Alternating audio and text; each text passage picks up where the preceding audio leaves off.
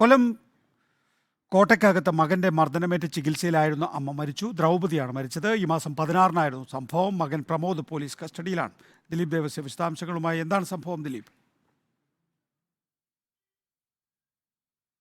മദ്യലഹരിയിലെത്തി മകൻ പ്രമോദ് നിരന്തരമായിട്ട് ഈ മാതാവ് ദ്രൗപതിയെ ഉപദ്രവിക്കാറുണ്ടായിരുന്നു എന്നാണ് പോലീസിന് അയൽവാസികൾ നൽകിയ മൊഴി.